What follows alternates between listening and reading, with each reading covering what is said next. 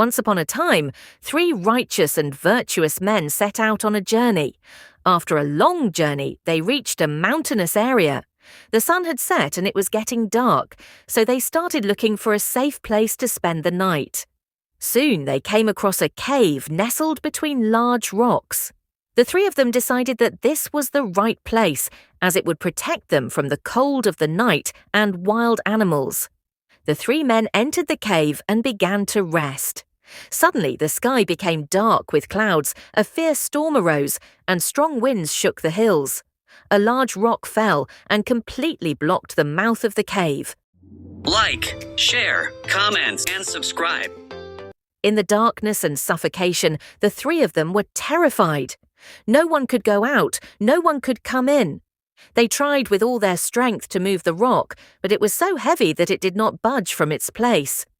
In despair, one said, "Our strength and efforts have failed.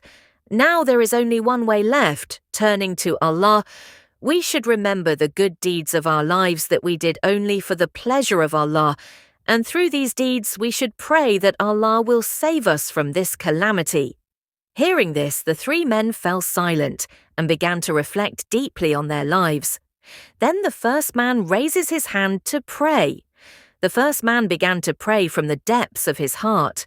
"O Allah, I used to treat my parents very well. I did not fail to serve them in their old age. One day I was herding goats in the forest, and it was late. When I returned, my parents were asleep. I had a little milk, which I had extracted for them. If I had wanted to, I would have given that milk to my children because they were hungry, but I did not. I stood with a bowl of milk in my hand until my parents woke up. Then I offered them the milk, which they drank with joy. O Allah, if this act of mine was for your pure pleasure, then move this rock a little so that we can see the light." His prayer was accepted. A small crack appeared in the rock and a thin ray of light entered, but it was not enough space for anyone to get out. The 3 breathed a sigh of relief that their prayers had been heard, but they were still not completely free. When the first man had prayed and a small crack had appeared in the rock, the 3 of them held the hope of Allah's mercy even more firmly in their hearts. Now the second man stepped forward, his face showing signs of deep thought and humility. He raised his hands in prayer, closed his eyes, and cried out, "O Allah, I had a cousin whom I loved very much. I loved her with all my heart, but she did not accept my love. Time passed. Then a time came when she fell into extreme poverty and came to me for help. I demanded her to fulfill her illicit desire in exchange for some wealth. She, so she said, crying, 'Fear Allah and do not trample on my honor unjustly.' His words struck me like lightning. I immediately backed away, although I was very close to my desire. I gave him all that wealth without any conditions and preserved his honor. O Allah, if I did this act only for your pleasure, then help us and move this rock further so that we can get out." The second man's prayer was also accepted before Allah. The rock moved further, and the crack opened a little more than before. Now a ray of light and the freshness of the air started coming in, but the way was still not open enough for anyone to get out. The third man was also full of hope in Allah's mercy. He raised his trembling hands in prayer and said with great humility, "O Allah, I hired some laborers. When the work was completed, I paid them all their wages, except for one laborer who left without taking his wages. I did not let his wages go to waste, but invested it in business. Over time, that wealth increased, and by the grace of Allah, it made a lot of profit. Camels, cows, goats, and fields were produced from the wages of this laborer. After many years, the laborer returned and demanded his wages. I told him, 'All these animals and fields were born from the profits of your wages. Take them all.' He was surprised and said, 'Are you joking?' I replied, 'No, it is all yours.' So he took everything and did not return anything to me. O Allah, if I did this act only for your pleasure, then remove this rock completely so that we can breathe the air of freedom." Allah also accepted the sincere prayer and sincerity of the third man.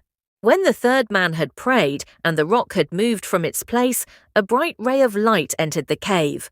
A gust of cold air hit the faces of the three, but the path was still not wide enough for them to get out easily. The rock was a little more slippery, but the path was not completely clear. A feeling of hope and anxiety was arising in the hearts of the three men at the same time. The three friends were exhausted, but a unique, peaceful light was visible on their faces, as if the mercy of Allah was near. There was humility in their eyes, pure faith in their hearts, and words of prayer on their lips. The cave was semi-dark. The walls had the effect of humidity and coolness. Occasionally, the sound of a lizard echoed in the distance, which added to the silence. A gentle breeze could be heard from outside, but the weight of the rock still acted as a prison for them. The three men would look at each other and then turn to Allah. Now they were only seeking Allah's mercy. The first of them spoke softly. "We have offered the most valuable deeds of our lives, but perhaps our hearts still need more sincerity. Come, let us pray together once again from the depths of our hearts." The three men fell in prostration on the cold ground of the cave.